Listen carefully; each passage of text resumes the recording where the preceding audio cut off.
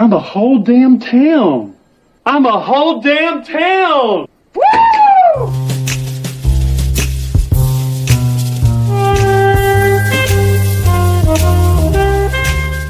Hello. Is it Lynch Planning you're looking for? Bienvenue dans Lynch Planning.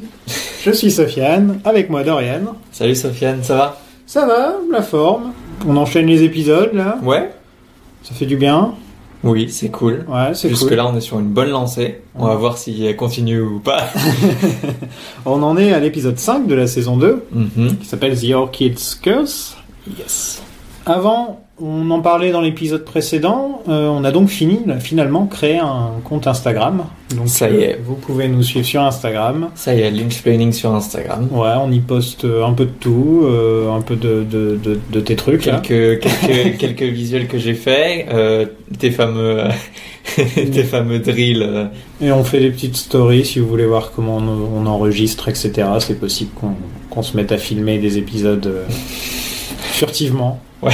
Quand Dorian dit un truc très long, je vais me mettre à le filmer par exemple. Voilà. Quand je fais mes points art et que j'en vois pas le bout, Exactement. vous pourrez apprécier ça en image. Donc voilà, n'hésitez pas à nous suivre. Yep. L'épisode a été diffusé le 27 octobre 1990.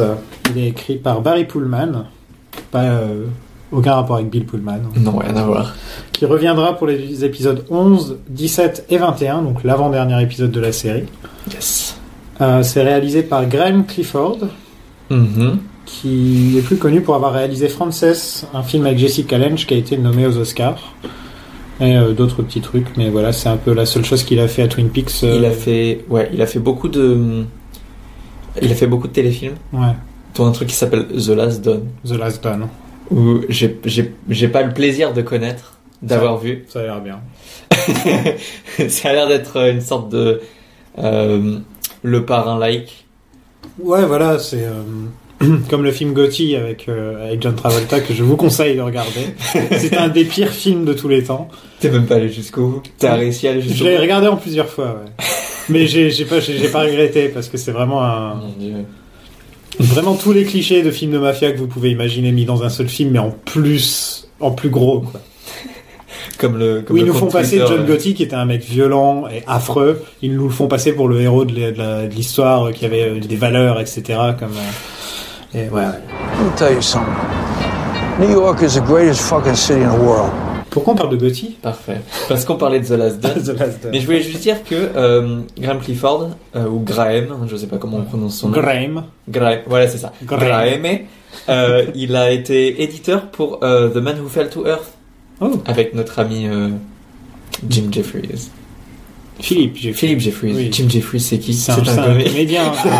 Pas un très bon comédien. En plus, merde. Donc avec notre Avec ami... Jim Jeffries. Ça va être- Voilà, c'est comme ça qu'on va appeler David Bowie à partir de maintenant. Non, c'est Jimmy Jeffries. Voilà.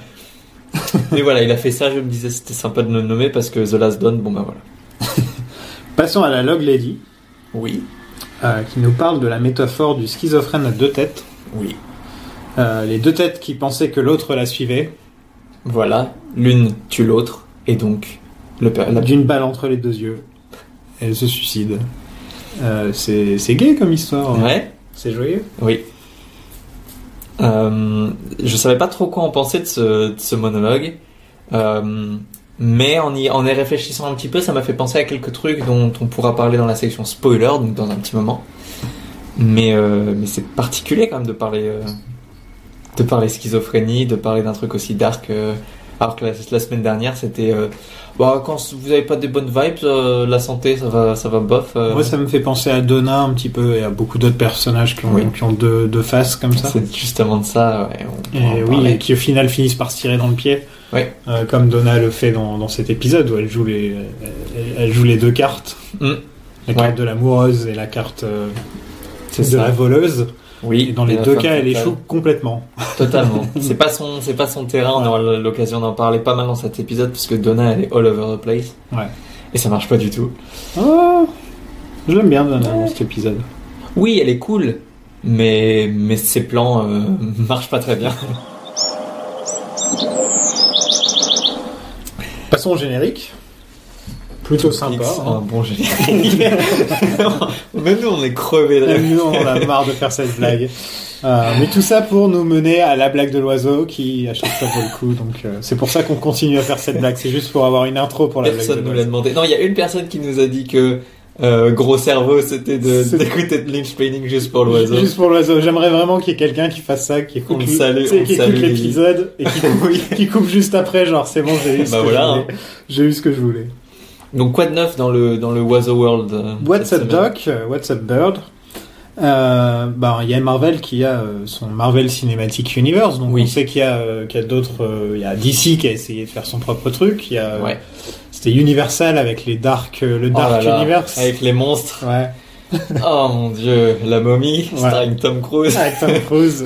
Il y avait aussi Russell Crowe qui était Dr. Jekyll et Mr. Hyde. Johnny Depp devait être l'homme invisible. Voilà, c'est ça. C'est cool qu'on le voit pas. Et ouais, c'est une bonne idée, mais bon, on verra quand même un chapeau qui vole, j'imagine. Ouais, et des écharpes qui volent. Des écharpes et des bagues. Et des bagues. Mais après, il va mettre tout ça dans le désert. C'est un truc comme un vrai homme. Est-ce que c'est un homme sauvage? Ouais, c'est un homme sauvage. Putain, le mec qui vit à Los Angeles depuis 40 piges. Donc oui, la Warner a décidé de faire son propre Oiseau Cinematic Universe. Enfin une bonne idée. Voilà, et bien sûr notre oiseau préféré, inspiré par Robert Downey Jr. Et ils ont une trajectoire un peu similaire, on peut le dire. Bah ils ont tous les deux fait de la tôle. Un début de carrière dans les années 80 où qui a été lancé, on disait que c'était... Tu te souviens quand l'oiseau il faisait partie du cast de Saturday Night Live, il était tout jeune à cette époque. Il a fait 6 mois avant de se faire virer. Juste avant Twin Peaks. Oui, et puis on a eu le comeback de l'oiseau dans Ali McBeal juste après Robert Downey Jr. Juste au moment où Ali McBeal a commencé à cracher. Comme par hasard. Et donc ouais, l'oiseau va être un petit peu le Iron Man de cet univers. C'est le rôle pour lequel il était fait. Et donc ça va s'appeler The Voyagers. Que des oiseaux voyageurs. Nous avons donc Big Bird. Très bien. Daffy Duck. Yes. Donald. Yes. Edwige. Edwige. Bip Bip. Et Woody Woodpecker. Bip Bip qui aura le rôle de Flash. Exactement. Voilà. Évidemment. Et Woody Woodpecker, bien sûr. Qui mourra dans les 5 premières minutes. Il serait certainement celui qu'on... Il t'énerve, Woody Woodpecker. Oui. Ouais. Mais ça fait plaisir. Tu veux que je le fasse là maintenant? Non, ça va? Je sais pas, tu veux que je quitte le podcast? Ça y est, elle est partie. Pour e-sport qui se fait. Voilà, on se retrouve plus qu'à 2 maintenant, auditeurs, auditrices. Toute cette petite troupe va se battre contre le pigeon qui fait une double take dans Moonraker. Une blague qui fait rire que nous. Oui, voilà. C'est-à-dire qu'il y a une personne qui va la chercher sérieusement double take Moonraker sur YouTube.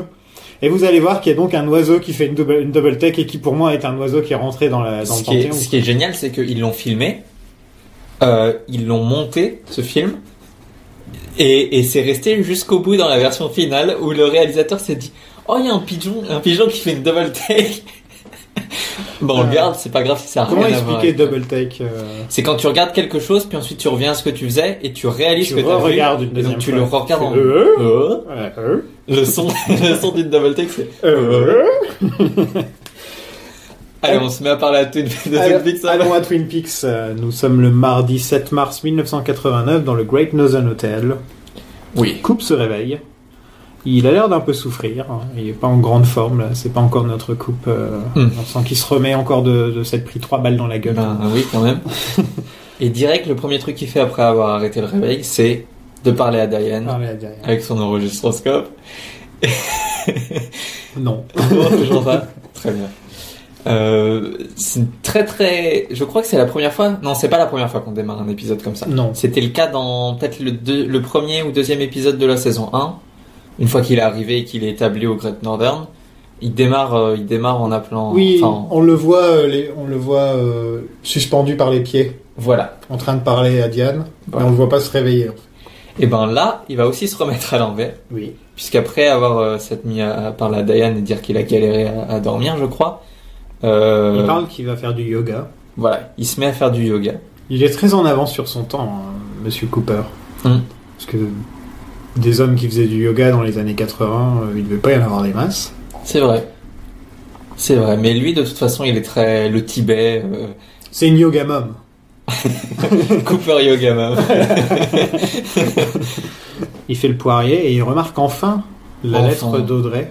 Ça, c'est vraiment le truc... Pourquoi elle est en dessous du lit Il n'y a pas une seule fois où elle était sur la table. Non, à un moment, elle était sur la table. Oui, c'est vrai. Une autre fois, il la regarde, il l'ouvre pas, il la repose. Et je me demande qui allait la foutre sous le... Problème de continuité. C'est Jean Reno quand il est passé. Oh. Jean Reno. C'est lui qui a essayé de le tuer.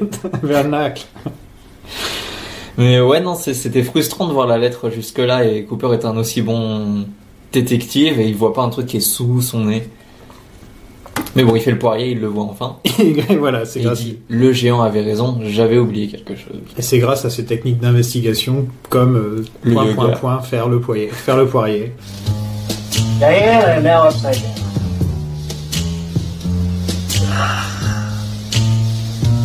Mind becoming porous. Today's tasks coming into focus. Objects growing clearer. Au Sheriff Department, on apprend que Lucy part à Tacoma pendant 2 jours pour aller voir sa sœur. Bon, c'est pas vraiment la vraie raison, mais... Mm-hmm. Pour l'instant, c'est tout ce qu'on sait. Est-ce que tu veux le trivia le plus ennuyeux du monde ? Oui, écoute, oui. Allez, on est parti. Tu sais que donc Twin Peaks, c'est une chaîne de restaurants. Mhm. Il y en a un à Tacoma. Voilà, on peut passer à autre chose. Ok. Ce que je me disais, est-ce que Tacoma est présent dans le Twin Peaks Cinematic Universe ou pas un peu plus ? J'ai envie de dire un truc. J'ai envie qu'on commence une quête, qu'on demande un peu de l'argent à nos auditeurs et auditrices pour aller manger dans le Twin Peaks de Tacoma. Allez, c'est parti. On va faire un Patreon. On va faire un Patreon juste pour aller manger dans le Twin Peaks de Tacoma. Où le premier truc, c'est 100€ direct. Et c'est juste plus de blagues sur l'oiseau. On apprend aussi que Hawk a demandé à Bob, enfin pas à Bob, mais à essayer de chercher d'autres informations sur Bob. Oui. Et il a toujours rien. Mais il s'est enfilé un thermos de thé à la camomille pour cette absence d'information. Voilà, il a passé un peu de temps avec les vieilles du coin.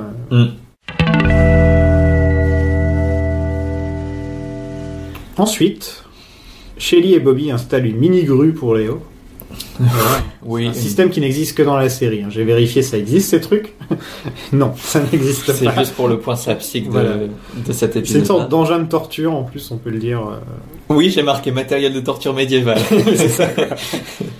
Et d'ailleurs, en parlant de torture, malheureusement, cet enfoiré là qui essaye de leur vendre le truc là, Monsieur Pinkle. Monsieur Pinkle, il dit, en parlant de la contraption là, non c'est même pas un mot qui existe en français, Non. de cette invention, que parfois il faut les frapper comme les femmes. Et Oui. en plus il dit ça à Shelly, donc vraiment j'ai hâte qu'il crève.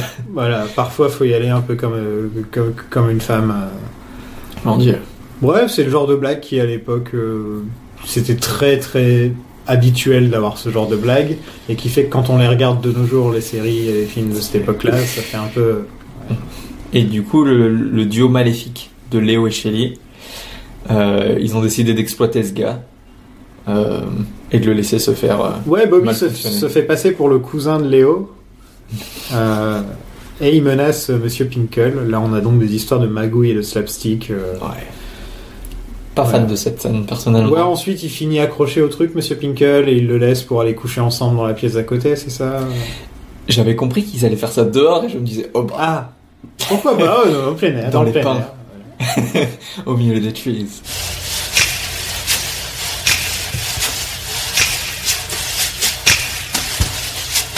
On passe à la Roadhouse. Ouais, qui a été transformé en tribunal. Donc Et ça fait très... Moi, ça me fait tout de suite penser au western avec les saloons. oui, En voilà. plus, tout le monde a la cravate de Texan, un peu la... Oui. Ils ont tous un air de western et de saloon, quoi. Ça fait vraiment ça comme ambiance. Ce qui est bizarre parce que, en plus, quand on réfléchit, il y a le shérif qui est là, il y a le juge qui fait très juge chez Cowboy. Ah, carrément. On a le Cooper qui est le héros qui vient d'arriver en ville. Oui. Enfin, c'est le pur cliché du C'est western. le City Slicker. Voilà, le pur cliché du western, du héros qui vient d'arriver en ville, Ouais. qui vient d'une autre ville et qui vient peut-être pour remplacer le shérif ou un truc comme ça, ou pour l'aider pour une investigation ou un truc dans le genre. Mhm. Et c'est exactement l'histoire. Et Totalement. On en a jamais parlé, mais c'est vrai qu'il y a du western dans Twin Peaks, quoi. Oui. Oui. Non, c'est vrai. Mais ça m'a fait très bizarre parce que la rodage jusque-là, c'était l'endroit malfamé Un peu, ouais. où les gens ils se prenaient des En plus, c'était des les taquets. Renault qui sont là. Bah oui, et qui tiennent l'établissement depuis très longtemps. On a eu Julie Cruz qui y a chanté, Mhm. mais on n'a jamais eu la loi là-bas. Non. On n'a jamais eu un endroit, enfin quelque chose de sérieux. Pourquoi ils ont pas fait ça? Enfin, certainement parce qu'ils avaient pas les décors, mais pourquoi ils ont pas fait ça à l'endroit où il y a le maire de 105 ans là qui fait le townhouse meeting? Ouais, c'est vrai. Town hall meeting. Pardon. C'est vrai. Ouais. Tu vois, ça m'a fait bizarre qu'ils aillent à l'endroit où les gens ils se mettent des caisses. Il y a l'habitué du Double R, Todd. Tu sais, le gros avec sa barbe. Oui, qui parle pas, qui fait juste manger. Il est à l'arrière-plan en train de manger un sandwich. Très bien. Donc c'est bien qu'il l'ait quand même gardé pour dire qu'il était là. En même temps, ils ont 3 figurants, donc. On a des rideaux rouges derrière, donc ça fait quand même ambiance. Ouais. D'ailleurs avec le One Eye Jack qui est rempli de rideaux rouges. Oui. Là, on a de nouveau les rideaux rouges. Bon, la Roadhouse c'est habituel, mais là, dans ce contexte-là, c'est un peu étrange de voir le juge avec les rideaux rouges derrière lui. C'est vrai. On a le district attorney là qui s'est fait pickpocketer par Hank dans l'épisode précédent. Le mec avec son chapeau. Il veut pas que Leland ait de caution. Ouais. Et Sheriff Truman témoigne que Leland est un mec bien. Il témoigne en faveur de Leland, alors que c'est censé être quand même un agent de la loi, qui est plus ou moins censé être peut-être un petit peu objectif ou. Et là, il est là en tant que. T'as vu ce que c'est son témoignage? Je sais. Son grand-père est arrivé. C'est ça, c'est lui qui est dit arrivé ça, à Twin Peaks il y a 75 ans. Ouais. Fin du témoignage. Vous pouvez pas le punir, ce mec. Non. Il est quand même là. Il est chez nous. C'est un petit gars. C'est pas un immigrant qui vient d'arriver dans le pays, hein. Ouais, c'est ça. Non, du même, c'est bizarre comme défense. C'est vraiment. De toute façon, c'est bizarre, c'était bizarre. Non, et là, on va rentrer dans le moment où Cooper, il va commencer à clasher avec les membres de la ville. On l'a un peu vu avec Doc Hayward dans l'épisode précédent. Oui. Là, on va encore plus le voir, c'est que eux, ils sont pour la justice, frontier justice, comme on dit. C'est vraiment la justice de cowboy. C'est t'as tué sa fille, tu meurs. Ouais. Voilà. Et s'il tue, tu l'as eu, quoi. C'est comme ça. C'est la justice où on va commencer à ne pas regarder ce genre de détails. On a Andy qui dessine. On a Ben qui mange des cacahuètes. Dans le fond pour voir s'il est impliqué ou pas dans l'affaire. Il fait acte de présence. Voilà. Et donc le juge décide de laisser sortir Leland. Et là encore, on a une preuve que c'est quand même. Il a avoué avoir tué le mec. Oui. Et on le laisse. Il lui sortir. dit non, jusqu'à ton vrai procès ou je sais pas quoi, tu restes ici. Il faut juste que tu ailles pointer avec. En gros, il a juste pété les plombs après la mort de sa fille. Maintenant, ça va mieux vu qu'il a tué l'assassin et donc on peut le laisser. Et c'était pas vraiment un mec du cœur de la ville qui l'a tué. Donc ça va, il a pas buté Big Ed. Donc bah non, c'est un Canadien qui l'a buté. Donc c'est vrai. Ah ouais. Même pas un gars de chez nous. Un francophone là. Un francophone. De toute façon, il en repousse un. Il y a Jean Reno qui est là maintenant, donc on s'en fout.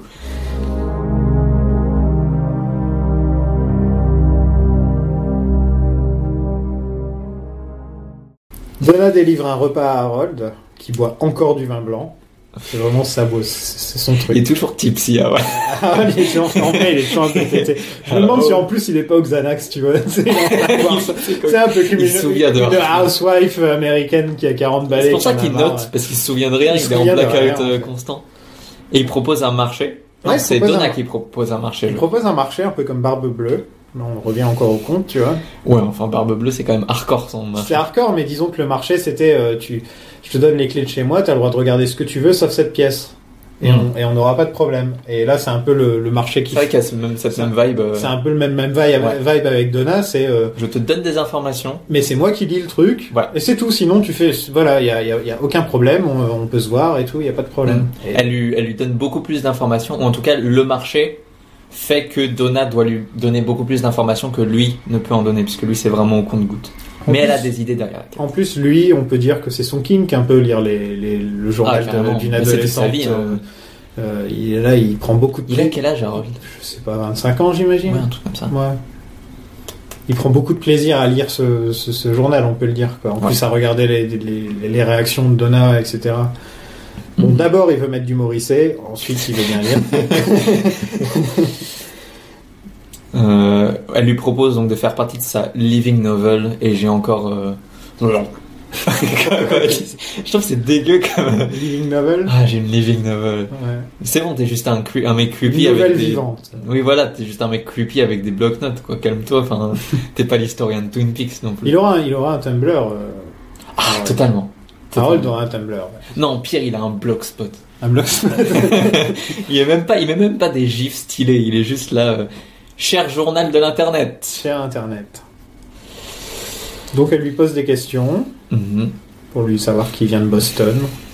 Yep. Ils parlent un petit peu de rêve entre eux. On ne peut pas tout avoir dans les rêves. De nouveau ce thème du rêve qui revient. Ouais. Et elle prend le journal et le force à sortir. Lui, à peine il met un pas dehors, on dirait, tu sais, les vampires qui se retrouvent dans le soleil et qui explosent. J'ai noté Harold Sferatu. Mais voilà, c'est ça, c'est le vampire qui sort. Je me désintègre. Ouais, voilà, là, il essaie de se cacher du soleil. Ouais. Bon, pas très cool de la part de Donna, je veux dire, on est d'accord que le mec... ouais, mais en même temps, il est agoraphobe, donc c'est les gens. Donc il a jamais dit qu'il était agoraphobe, il a dit je peux pas sortir. C'est vrai. Ouais, c'est vrai. C'est ça qui différencie, parce que c'est Charlotte qui nous avait dit qu'il était agoraphobe, donc dans ma tête je m'étais mis ça. Mais en le revoyant, là, je me dis peut-être en fait Là, non, c'est autre chose. Il a une maladie mentale. C'est la malédiction. Ça me rappelle le mec dans dans Better Call Saul qui a un problème avec l'électricité. Il demande à tout le monde de couper les téléphones, de couper toute l'électricité dès qu'il rentre dans une pièce, etc. D'accord. Et en fait, c'est complètement psychosomatique. Et j'espère que je n'ai pas spoilé une bonne partie de Better Call Saul pour les gens. Tant pis. C'est une bonne série, franchement, regardez-la. Mais pour l'instant, on ne sait pas ce qui lui arrive. Je crois vaguement me souvenir, et il me semble que c'est plus ou moins le titre de l'épisode, que c'est lié aux orchidées, qui fait qu'il est habitué à quelque chose et que du coup, quand il sort avec l'oxygène normal, honnêtement, je me souviens plus, donc c'est pas un spoiler. Non, c'est jamais expliqué. Non, c'est jamais expliqué. Non. D'accord. Ok. Non, je crois pas, non. Ok, donc il fait juste, c'est pas expliqué. Attends, tu croyais quoi? Pour moi, il reste enfermé avec ses orchidées. Ouais, donc il peut pas respirer Donc c'est comme s'il était un peu empoisonné à petite dose. Je me suis fait tout un truc tout seul là. J'ai pris une fanfic sur Harold et ses orchidées, mais que sur le côté médical. Ça se trouve dans l'épisode d'après, ça va confirmer tout ce que t'as dit et moi je vais avoir l'air con, hein, donc on va savoir. Ça fait longtemps qu'on n'a pas vu les épisodes de la saison 2, donc. There's things you can't get in books. Things you can't get anywhere. On continue les procès avec celui de Léo. Ouais. La défense est que Léo est un légume, donc il Ouais. peut pas se défendre. Et l'autre point de vue, c'est justice pour la ville. Peu importe si c'est un légume, il faut qu'il aille en tôle parce que la ville a besoin d'un criminel, Ouais, le blablabla, bouc émissaire. d'un bouc émissaire. Mais Et le juge n'est pas impressionné du tout par le district attorney. non, il s'en fout complètement. Mais vraiment pas du Ouais. tout. Il va demander l'avis de Cooper. Il fait une petite délibération au bar avec Truman et Coop. Voilà. Petit détail, tout le monde boit sauf Cooper. Il trinque, etc. Mais il pose son verre, il joue un petit peu avec, etc. Ouais. Mais il ne boit pas. Je crois qu'on voit rarement Cooper boire. Est-ce qu'on l'a déjà vu boire depuis le début de la saison? Non, je crois J'essaie pas. de me souvenir s'il y a une occasion, genre quand il était avec ses lunettes au One Night Jack en mode je suis une autre personne. Ah, Non, peut-être là, il buvait, ouais. Je suis même pas sûr, honnêtement. En tout cas, là, il est dans une situation professionnelle, donc il boit pas. C'est le seul qui est dans une situation professionnelle, en fait. Parce que c'est l'assistante de Sternwood qui leur sert à boire, en plus. Ah ouais? Si, J'ai oublié. ouais. Elle va derrière le bar et il lui dit sers-nous aux 3 machins. Et hop, c'est parti. On apprend que Léo va s'en sortir. Et là, il y a un petit conseil du juge à Cooper. Oui. Garde un œil sur les bois. Il s'y passe toujours des trucs bizarres. Ouais. Fais gaffe aux bois. Ouh. Spooky woods. The trees. The trees are back, baby. Cooper, how long you been here? 12 days, sir. I'll advise you to keep your eye on the woods. The woods are wondrous here, but strange. Big Ed ramène Nadine à la maison, qui ne reconnaît pas du tout James. Elle est toujours au lycée. Pauvre James, pendant cet épisode, quand même, il se fait envoyer chier par presque tout le monde. Non mais faut le dire. On a enfin James de retour après l'épisode précédent où il était pas là, et il est là dans 2 scènes, et il se fait... Tu m'étonnes qu'il a envie d'aller sur sa moto et de se de barrer. partir. Quand il essaye de parler à des gens, surtout des meufs, ça se passe pas très très bien. On apprend que Jacobi est parti à Havaï. Oui, pour soigner son arrêt cardiaque. Enfin, ça... Ouais, il le mérite. Hein. Ouais, qu'il prenne quelques jours. Petit Jacobi. De toute façon, ouais. Maintenant, le rôle entre guillemets de Jacobi qui nous permet de récupérer au compte-gouttes des informations sur Laura, c'est Harold qui l'a récupéré. Harold, c'est ça. Donc ben voilà, qu'il prenne quelques jours, qu'il travaille sur d'autres projets, notre acteur de Jacobi, et puis voilà. Nadine arrache la porte du frigo. Parce qu'elle a la super force. Elle a la super force, et donc là, voilà, ce sera à suivre cette histoire de super force. Can I get you anything, Nadine? Who are you? Who am I? Pendant ce temps, Monsieur Tojamura rencontre Ben. Mhm. Il propose une meilleure offre pour le projet Ghostwood. Ouais. Une offre de 5 millions. Ouais, parce qu'il vient de la part de... mince, je l'avais noté. La banque chinoise...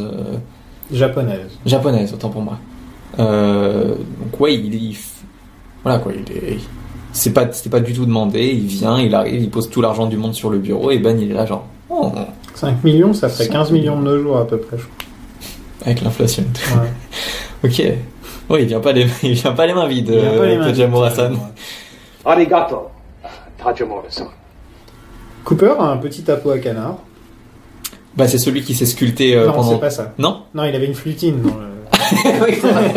Il avait la petite flutine. Alors que là, il a un truc à canard là pour appeler des canards. Ouais. Et ça lui fait très plaisir. Il a l'air très content de jouer avec. Très heureux. Je me rappelais pas du tout avant qu'on revoie ces épisodes que Cooper avait cette petite fascination pour les petites flutines. Là, Ouais. ouais. Son petit côté genre je suis à la campagne. Voilà. J'en profite. Il récupère les infos pour Audrey au téléphone. Mhm. Cooper prend la mallette. Oui, Coop est très détendu. Enfin, il s'en fout quoi. Donc, clairement, on voit qu'il va pas du tout suivre le plan que Ben lui C'est donne. ça. Il fait oh wouh, il prend la mallette, il s'en va. Exactement. Et il y a Hank qui va le suivre en même temps pour récupérer Audrey et l'argent, mais Quand pas Cooper. Coop sera dead. Voilà. Quand Coop est Coop mort. sera décédé. Yes, le mec est dead. C'était quoi ça? C'était quand Simone Veil est décédée. Une meuf de, je sais plus si c'était La République en Marche ou si c'était les socialistes qui avait envoyé un SMS en disant yes, la meuf est dead.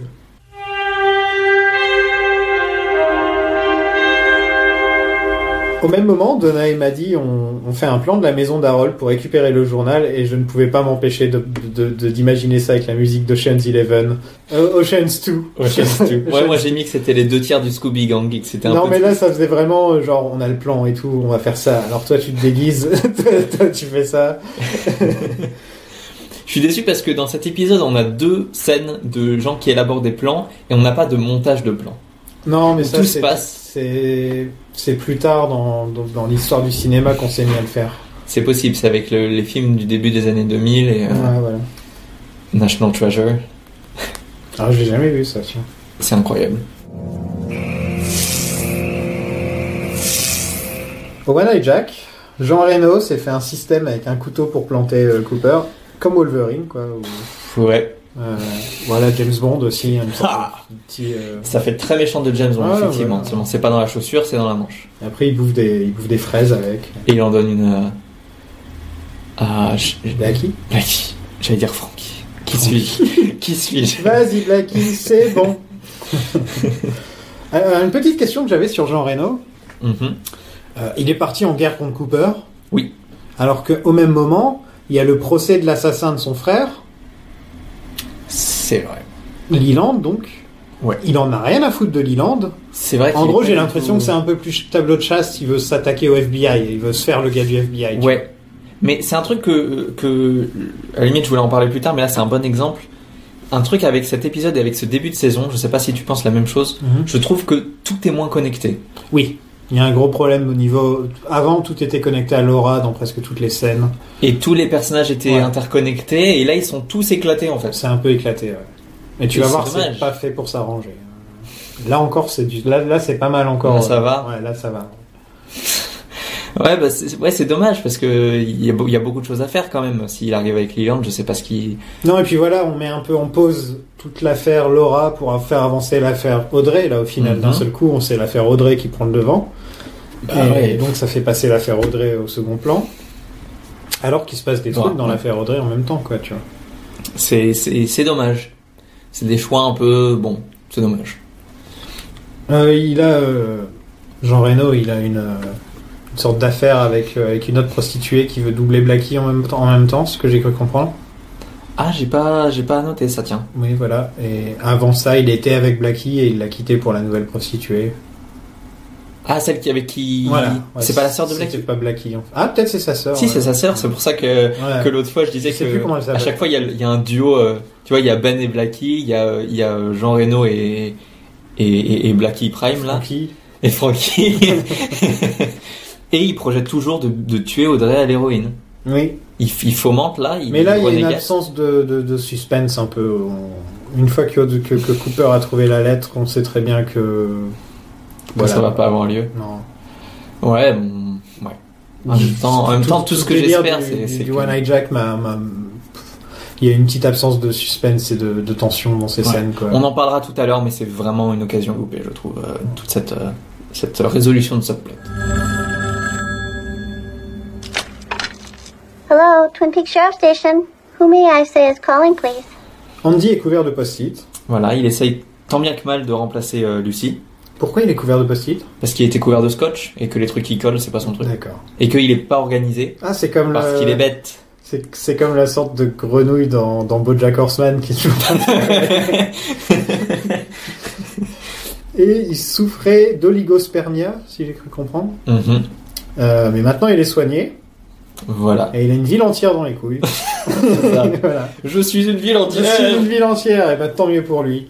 Et ce qui veut dire que c'est possible que ce soit lui l'enfant, le père de l'enfant de Lucy. Yes. Cooper et Harry font leur propre Chance 2, avec un plan du One Eye Jack, et ils font exactement la même chose, et j'avais encore une fois envie de mettre la musique de Chance 11. Et j'espère que leur princesse n'est pas dans un autre château. Voilà. C'est vrai. J'ai une question. Où est-ce qu'ils ont trouvé le plan du One Eye Jack? Ils l'ont fait. Ils l'ont fait? Juste... Ah oui, c'est vrai qu'ils y étaient. Non, c'est Cooper qui l'a fait. C'est vrai, ok. Parce que je me disais, merde, l'endroit le plus sketchy, non, bizarre. Je pensais Cooper, il a fait un... Ouais, la dernière fois qu'il était avec ses lunettes de Clark Kent, il a vu à travers les murs et il avait... Ok, ça marche. On a Hawk qui s'occupe toujours de la Bob plot. Et il est passé derrière Mike dans un des motels, je crois. Il a trouvé l'aiguille et la substance qui fait sentir à Truman, et Truman lui fait Good job Hawk, on se voit demain. Ouais, une drogue comme ça qui sent quelque chose. Ouais. C'est rare. Ouais. Normalement, ça sent rien, ce genre de truc. Ou alors, ça sent l'ammoniaque ou un truc dans le genre. Quoi. Mais... Et de toute façon, on a compris que tout ce qui était lié à Bob, ça se sentait fort. Ça sent. Et je pense que ça reviendra.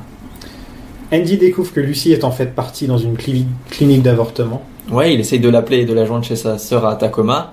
Et il tombe sur une abortion clinic. Et j'ai noté cours, Andy, cours, sauve ton bébé. We'll approach through the woods to the rear door. Inside are stairs leading down to the working rooms. My guess is that's where Audrey's being held. What kind of muscle do they have? A couple of floor men in a casino. Probably more in the back. Let's go get her. Au double R, James continue de se faire snobber. Il se fait breaker. Cette fois par Maddie. Maddie, elle lui fait... Et Maddie, méchante un peu quand même, parce ils avaient une très bonne relation. Maddie sèche. Elle est pas venue pour boire des coca cerises, là. Elle est pas... Ouais, je vais voir Oncle Leland, c'est ça. Ouais. Et il me fait un peu pitié, là, le James, je dois avouer. Bah ouais. Il peut aller nulle part sans qu'on lui parle mal. Déjà, il a perdu des points de coolitude parce que c'était un peu un connard dans les épisodes précédents, et là, il perd des points de coolitude parce qu'il fait pitié. En même temps, bien fait, parce qu'il s'est un peu comporté comme une merde plus tôt. Il réfléchissait pas aux conséquences, et là, les gens sont désagréables avec lui parce qu'il le mérite. Donc, désolé James, mais tu vas au coin pendant quelques épisodes et on te retrouvera. Ouais, tu dis ça, mais on va le revoir dans quelques épisodes, James. Il va être bien présent, t'inquiète pas. Trop bien. On aura au moins l'occasion de réutiliser Judge James et ça vaut le coup pour ça.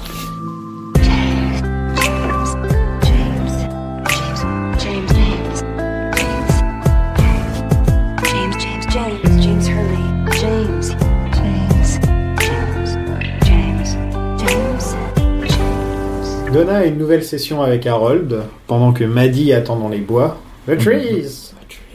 De buissons. Elle raconte que quand elle avait 13-14 ans, avec Laura, elles avaient mis des mini-jupes pour aller à la Roadhouse. Alors qu'elles avaient 13 piges. Voilà. Ils sont allés voir Josh, Rick et Tim. Avec des mecs de 20 ans. Ouais. Je trouve que Lara Flynn Boyle est top dans cette scène. C'est vrai qu'elle est bien. Elle est très bien dans cette scène. C'est vrai qu'elle est très bien. C'est une des seules fois où elle parle d'elle qui est un peu comme Laura, même si elle raconte quand même que lorsque Laura dansait, elle était mal à l'aise, donc elle a proposé d'aller nager, et c'est là que le gars l'a embrassée. Mais c'est une Donna qui se livre un peu plus à nous, qui est plus complexe que ce qu'on pensait, et plus proche de Laura. Et on y croit vachement, alors que jusque-là, quand elle était lunettes de soleil clope, James, on va faire ça dans la prison, bof quoi. On va faire ça dans la prison. Mais oui, quand James il dit à Maddie, je crois qu'elle voulait faire ça entre les barreaux. Bref. Et ouais, elle est top. Elle est très bien. Mais c'est aussi raconté par Laura dans son journal, ça. Donc on a son. Et on a aussi, donc ça fait écho avec, donc elle avait 13-14 ans, Laura, quand elle avait ses premiers rêves sur des hommes qui la maîtrisent, etc. On disait qu'elle avait 13-14 ans. Ouais. Et donc ça suit un petit peu ce qu'on disait dans peut-être la timeline se vérifie. Ouais, la timeline se vérifie. 13-14 ans. I can still feel that kiss. His lips are warm and sweet. My heart jumps. He's talking to me, but I can't hear him. Only the kiss. I never saw him again. That was the first time I ever fell in love. Owen et Jack, il y a Starsky et Hutch qui sont en mission. Yes. Ils ont mis des tactical neck. Des tactical turtleneck. Oui, c'est ça. Ouais, ils sont tous les deux en turtleneck. J'ai noté. Ils sont en combi d'infiltration. Harry, il assomme un mec avec Steel. Cooper, Cooper il a un combat du regard avec un hibou. Je dis avec Steel, on se comprend quoi. J'ai noté hibou alerte. Hibou alerte. Ouais, on a une hibou alerte. Mais c'est quoi cette technique Truman qui fait un groin punch? C'est même pas un groin punch. Il les attrape et il les tord. C'est un groin twist. Voilà. Toute cette scène là, c'est le point culminant de tout un truc qu'on attendait. Couple qui va délivrer, qui est en mode Ethan Hunt. Seulement, direct c'est cartoon parce que Truman il fait toute cette technique là à la con. C'est dommage. C'est dommage, on part pas bien là. Mais tout le combat est un peu comme ça aussi.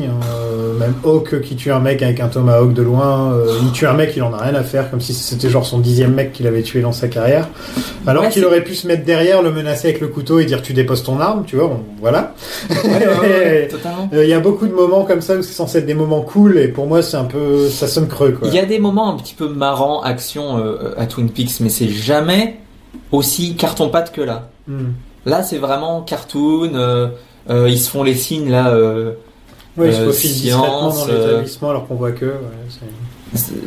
Enfin, on va faire ça chronologiquement comme il faut, mais c'est vraiment. J'ai été déçu par toute cette partie-là. C'est dommage. Ouais, retournons voir Maddie qui est toujours dans les bois. Harold parle d'orchidées.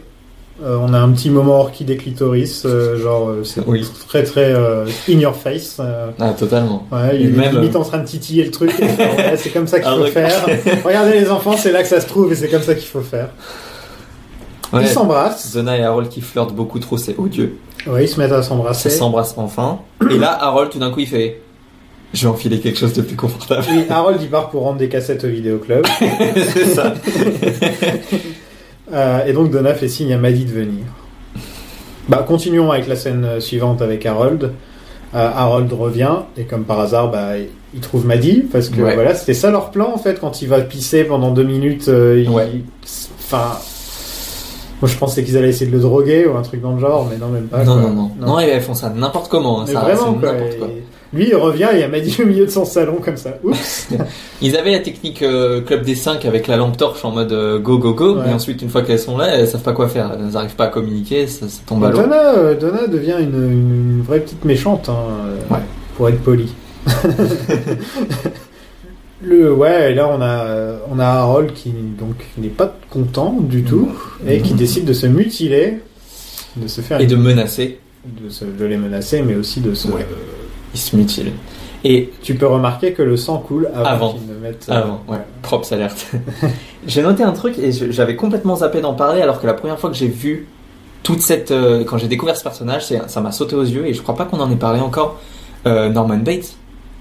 Oui. À fond. Oui. Déjà, je trouve qu'il lui ressemble un petit peu, sa manière de parler. La façon de parler. Il dit juste A man's best friend is his mother. Il le dit pas, tu vois, mais... Il pourrait remplacer la mère par les fleurs. Les fleurs, ouais. Mais là, quand il est éclairé par le bas et qu'il a son espèce de...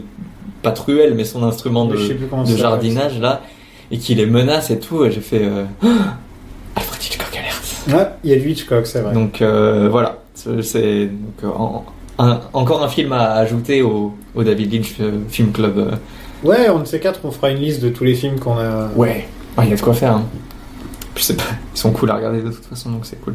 Mais là, ouais, ça m'a vraiment sauté aux yeux. Je me suis dit, merde, ouais, on en a pas parlé, alors que c'est flagrant surtout, là, quoi. Non, maintenant que tu le dis, carrément. Il y a juste un mulet, quoi. Are you looking for secrets? Is that what all this is about? Well, maybe I can help you. Do you know what the ultimate secret is? You want to know? Laura did.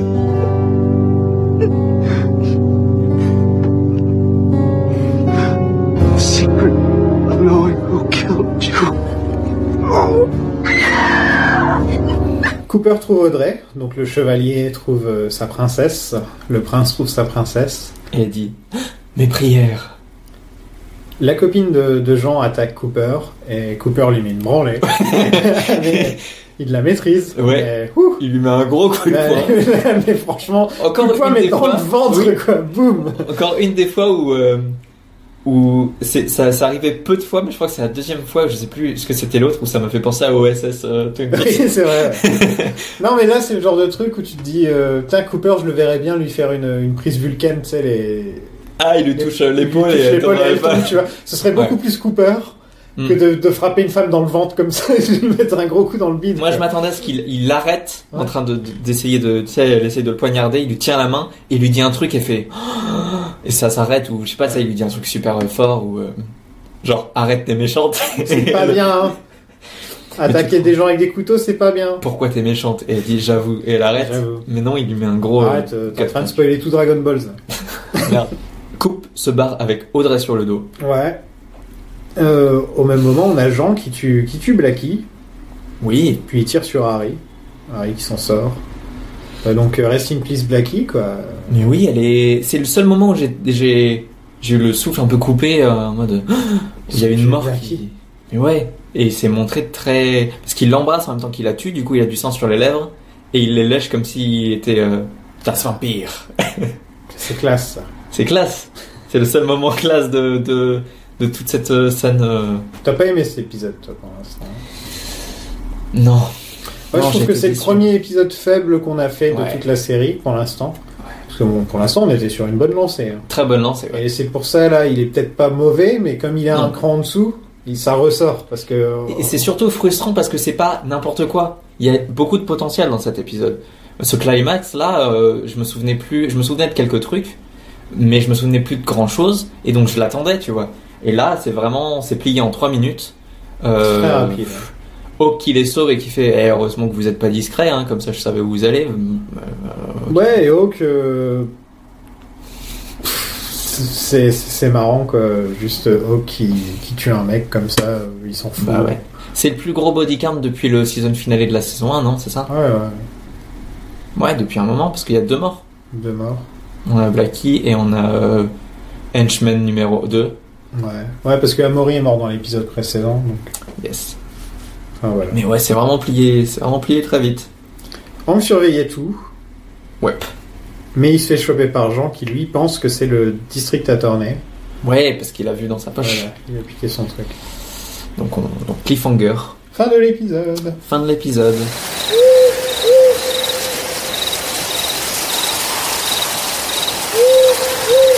Donc voilà, je pense qu'on a fait le tour, on a dit ce qu'on avait pensé de l'épisode.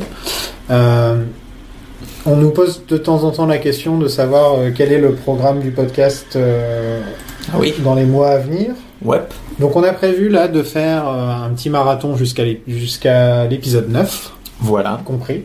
Parce que la saison 2 est plus longue, donc on l'a fait en 2 parties. Logiquement, Charlotte Bloom devrait nous rejoindre pour l'épisode 9. Voilà, ce sera chouette. Et pas comme Thielman devrait nous rejoindre pour l'épisode 7. Yes. Donc At last. On a du beau monde. Salut Paco. Voilà.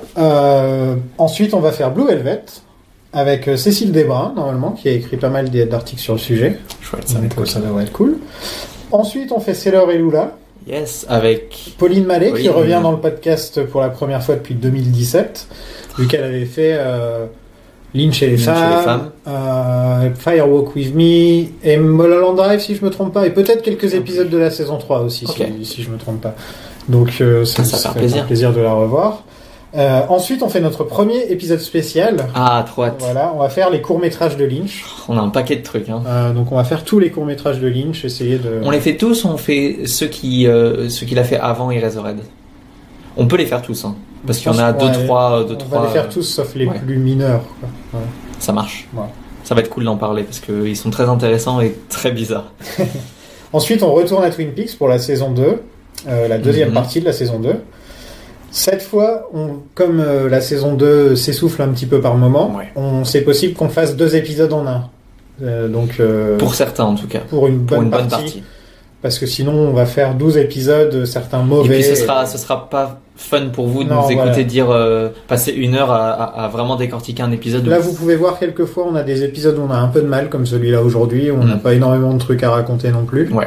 Je pense que ça va se reproduire beaucoup dans la deuxième partie de la saison 2, donc c'est pas plus mal de les... Après, on en a parlé dans notre dernier épisode avec Charlotte, donc j'ai pas vu tout Twin Peaks parce que j'ai loupé des épisodes de la saison 2, parce que j'ai suivi un guide en fait des épisodes qui me disait bon, cet épisode là t'es pas nécessairement obligé de regarder, donc j'ai fait ok, donc il m'en manque, donc je vais les découvrir pour la première fois quand on va s'y mettre. Donc j'espère que ça sera fun. mais oui, je pense que j'ai vu les quelques derniers épisodes de la saison 2. Donc j'ai très hâte qu'on puisse en parler. Et ceux-là, évidemment, on consacrera un épisode entier. Ceux-là, on a Charlotte Bloom qui reviendra. Trop bien. Forcément. Et peut-être Pacom Tielman aussi qui sera là pour le dernier épisode. Ouais, c'est possible qu'on fasse 4 personnes dans le podcast. Ce sera cool. Après ça, on va faire une petite pause livre. Pour la première fois dans le podcast, on va vous parler de 2 livres. De My Life, My Tapes, de l'agent Cooper, et de The Secret Diary of Laura Palmer. Ouais. Donc 2 livres qu'on vous conseille de choper d'ailleurs, comme ça on pourrait faire un petit book club. Ça pourrait être cool. Ouais, carrément. Après ça, on aura Twin Peaks Firewalk With Me. Yes. On l'a déjà fait dans le podcast, mais là on y retournera bien plus en détail, peut-être même qu'on fera 2 épisodes. Ouais, et puis on aura vraiment en tête... la saison 3. Oui, et puis le bouquin de Laura. On aura tout en tête. Lynch, et puis voilà. Et là, Pacom Tielman va peut-être nous rejoindre à nouveau. Cool. Ensuite, on a beaucoup de trucs. Lost Highway. Ouais. The Straight Story. J'ai trop hâte de revoir Lost Highway. Ouais. Ensuite, on fait un épisode spécial sur la musique de Lynch. Yes. Ensuite, on refera un nouvel épisode sur Mulholland Drive, encore une fois, bien plus en détail que la première fois. Ensuite, Inland Empire, qui est le seul Lynch que je n'ai jamais vu. Donc, il me reste Inland Empire. Moi, que j'ai jamais vu, il y a Sailor et Lula et Inland Empire, je crois. Ok. Ouais. Mais les autres, j'ai besoin de les revoir de toute manière, donc c'est cool. Voilà, ensuite, après Inland Empire, on aura fini tous les films de Lynch. Donc, c'est pas mal. On fera les pubs de Lynch. Oui, parce que c'est un sacré bordel, tout ça. Il y aura beaucoup de choses à dire. Ensuite, on retournera dans Twin Peaks avec The Secret History of Twin Peaks, écrit par Mark Frost. Oh, c'est vrai. Ouais. On fera 18 épisodes sur Twin Peaks The Return, peut-être même une 20aine d'épisodes, parce que si on fait plusieurs épisodes sur l'épisode 8 et sur le dernier épisode, voilà. Je pense que ce sera nécessaire. Ensuite, ça m'étonnerait, mais on en parlera. On verra. The Final Dossier, ensuite. Okay. Donc, le dernier livre de Mark Frost. Et enfin, pour clôturer tout ça, pour clôturer Lynch Planning, puisqu'on aura des aventures ensemble par la suite, mais dans d'autres podcasts. Pour clôturer Lynch Planning, on fera la saison 4 de Twin Peaks. C'est ça, on va faire un petit épisode spéculatif. J'ai oublié qu'on allait faire aussi un épisode spéculatif entre les saisons, sur l'hypothétique saison 3. Ouais, c'est-à-dire on va imaginer si Twin Peaks n'avait pas été annulé. Juste après la saison 2, donc avant Firewalk With Me, c'est ça? Ouais, avant Firewalk With Me. En gros, on aurait imaginé qu'il n'y aurait jamais eu Firewalk With Me, en gros, vu qu'il y aurait une saison 3 de Twin Peaks. Il y a des petits indices sur Internet où on peut trouver les idées que Lynch et Frost allaient peut-être développer. À un moment, ils ont failli faire ça en comic book, et il y a des extraits du comic book avec pas mal de choses. Et donc, ça serait intéressant de le faire. On le fera peut-être avec Charlotte, d'ailleurs. Faudrait lui, je lui en ai pas parlé, mais Charlotte, si tu nous écoutes. Salut Charlotte, ça va? Un petit épisode où on imagine notre propre saison 3, ça te dit? Je pense que ça lui vient. Ouais. Donc on a ça pour la saison 3 Alternative Universe et pour une saison 4 hypothétique aussi, pour clore le podcast. Voilà. Mais ça nous mène en 2025, je crois. En 2025. Le temps qu'on arrive jusque-là. Ouais. Mais voilà, pour ceux qui se demandaient quel était notre programme, voilà ce qu'on a en tête. Et oui, donc on fait bien la saison 3 de Twin Peaks. Ne vous inquiétez pas, on va tout faire. Ah bah j'espère. Hein. On s'est pas tapé toute la saison 2 pour... on passe aux spoilers? Allez, on passe aux spoilers. Wow, that really was not very popular. T'as des spoilers cette semaine? J'ai quelques petits trucs. Vas-y. Si tu veux qu'on balance, parce discute. que moi j'ai que dalle. Ok, très bien. J'ai noté déjà un mini truc que James dit à Big Ed: tu voudrais pas emmener Nadine chez Jacoby? Et j'ai noté good call, James. Ah oui? Parce que c'est grâce à lui qu'on doit ce qui arrive à Nadine. Ah oui, s'il l'avait envoyé chez Jacoby plus tôt, on aurait pu avoir une belle fin entre... On aurait eu Big Ed. Parce que Norma et Big Ed se remettent ensemble parce que Nadine a une sorte d'épiphanie en voyant Jacoby et en rencontrant Jacoby. Donc, c'est ça. Et qu'elle libère Big Ed. Big Ed, il va au diner. Et une des plus belles scènes de la saison 3 a lieu. La seule belle scène.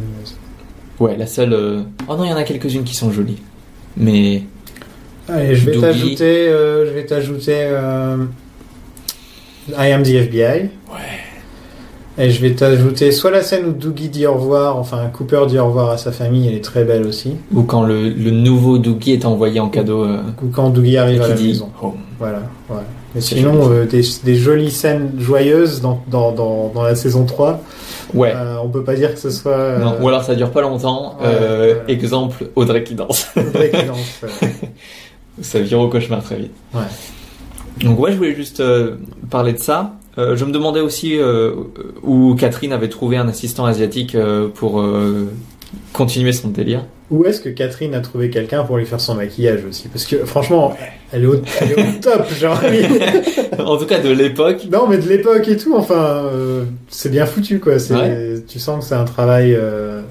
C'est vraiment, et je crois que, non, évidemment, c'est expliqué à aucun moment, hein. C'est juste, c'est gratuit et une formation en VFX. Non, je crois pas que ce soit expliqué, mais en tout cas, on en reparlera plus en détail de tout ce délire Yellowface et tout. Ouais. On reviendra sur les meilleurs Yellowface de l'histoire. Ça va être un sacré. Je repensais à celui dans James Bond il y a pas longtemps. Celui où Sean Connery est déguisé en japonais. Ah oui. C'est lequel celui-là déjà? C'est un des pires, non? C'est On ne vit que 2 fois, je crois. Ok. You Only Live Twice. Ok. Ouais, je crois que c'est ça. Ça va te parler de... Ensuite, qu'est-ce qu'on a d'autre? Eh ben, justement, je me demandais si ça serait pas intéressant de parler quelques minutes revenir sur le monologue de la Log Lady et tout ce qui est dualité dans Twin Peaks. Ah bah alors là, il y a de quoi dire. Sans parler encore des Tulpas, parce que c'est quelque chose de particulier. C'est un truc que d'ailleurs j'aimerais qu'on en parle un de ces quatre. On se dit est-ce qu'il y a une Tulpa dans les vieux Twin Peaks? C'est vrai que si de confirmer, on a Cooper et Diane. Par exemple, je verrais bien Nadine en tant que Tulpa, moi.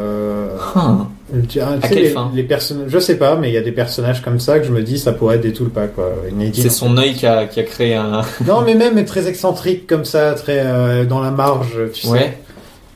Tous les personnages borderline, ils sont. Ouais. Ah, c'est possible.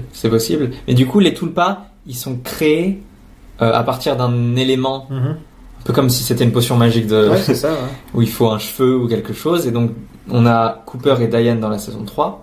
Mais même avant ça, avant les Tulpas, ou tout ce délire-là, et le Evil Coupe et tout ça, on a cette dualité qui est présente dans toute l'œuvre de Lynch, évidemment. Mais on a, j'ai noté donc Leland Bob, Coupe Bob, Laura Maddy. J'ai noté Mike et comment il s'appelle son personnage qui vend des chaussures et qui n'a rien demandé à personne. Philippe Gérard. Voilà, Philippe Gérard. Non, mais même si on va par là, dans les prénoms, Il y a Bobby et Mike qui sont meilleurs amis, Snake et... C'est vrai, Bobby Snake. et Mike. RIP Snake, hein, d'ailleurs. Non, il revient dans pas longtemps, t'inquiète pas. Ah, trop bien. Non, il sera là. Il est dans toute l'histoire avec Nadine. Ok. Nadine qui retourne à l'école, elle sort avec lui. Voilà. Ok. Voilà. Très bien. Non, il y a qui d'autre? Il y a...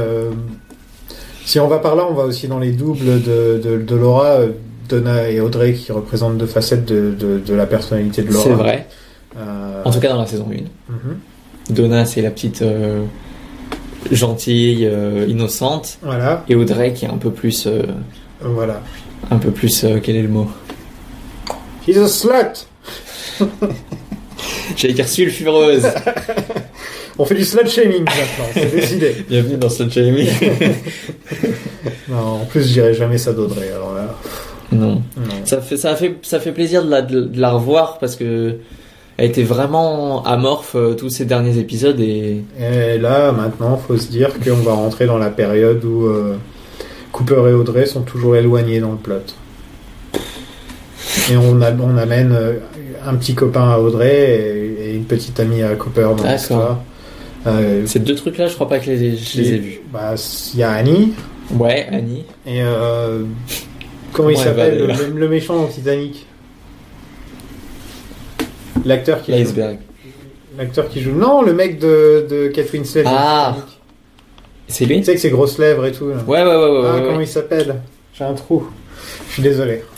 Non, mais je vois sa tête et j'ai pas son nom. Bah, c'est lui, il joue un mec riche qui drague Audrey. Enfin, ils ont une histoire avec Audrey et tout. Voilà. Bah, super. Non, mais tout ce qui est dualité, faudra en reparler plus quand on fera la saison 3 parce qu'on aura vu tous les personnages et comme ça, ce sera plus simple. Ouais. Je me tâtais aussi à peut-être parler d'un truc, mais ça, peut-être qu'on en parlera quand on parlera de Firewalk With Me, ou même la saison 3 encore, qui est que Bob, c'est un peu une sorte de métaphore de la maltraitance qui passe d'une personne à l'autre, d'une génération à l'autre. Et que c'est un peu un synonyme du mal, comme c'est une méchante orbe qui se bat contre la gentille orbe de Laura. Et je me disais, si le bien de Bob passe d'une personne à l'autre, le bien de Laura, est-ce qu'il passe vraiment d'une personne à l'autre au fil de Twin Peaks? Parce que là, on a Maddie et Laura qui deviennent un peu Laura, Maddie et Donna qui deviennent un peu Laura, mais aucune d'elles n'est vraiment le côté bon de Laura réellement. Ouais, Donna, mais... elle apporte des repas, mais c'est tout. Non, là, je vais te dire Cooper. Voilà, ma question c'était, est-ce que l'agent du bien, donc Cooper, du coup, Cooper est la réponse. Oui, puis puisque le géant, il lui envoie une orbe. Ouais, en plus, c'est vrai. Ouais. En plus, il y a le côté orbe et tout. Ok. Pour se battre contre... Tiens, je te file un Kamehameha dans ta gueule. Un Kamehameha de la positivité. Voilà. Et de la montée. À part ça, j'ai pas grand chose dans les spoilers. On n'a pas été très très gâtés dans cet épisode. Non, on n'a pas grand chose. C'est bizarre parce que ça fait avancer l'histoire, etc. Mais en même temps, ça s'essouffle un peu. Et c'est beaucoup d'occasions manquées. C'est-à-dire que les événements qui doivent avoir lieu, ils ont lieu. Mais on n'en fait pas grand-chose. C'est dommage. Mais j'ai hâte de l'épisode d'après parce qu'il me semble qu'il se passe plus de trucs dans l'épisode d'après. Là, il va se passer beaucoup de choses dans les épisodes qui arrivent. Ouais. Là, on va accélérer. Ouais. On va apprendre dans très peu de temps pour Leland. Ouais, donc c'est déjà... On a un petit perso sympa qui arrive aussi bientôt. Oui, on a Gordon Cole qui devrait arriver dans le prochain épisode, si je me trompe pas. Donc, trop bien. Ça va être cool, comme ça on va avoir des soundbites plutôt sympas. On va pouvoir gueuler dans le podcast. Comme d'habitude, suivez-nous sur Twitter, Facebook, maintenant Instagram. N'hésitez pas à nous mettre une petite note sympa sur iTunes. Ouais, c'est un petit 5 étoiles sur iTunes, ça mange pas de pain. Hein. Ça mange pas de pain. Et puis on prend toujours le courrier des auditeurs. Si vous avez des choses à nous raconter. C'est toujours sympa. Vos avis, vos théories. On est là, on en parlera. À la prochaine, salut. Salut.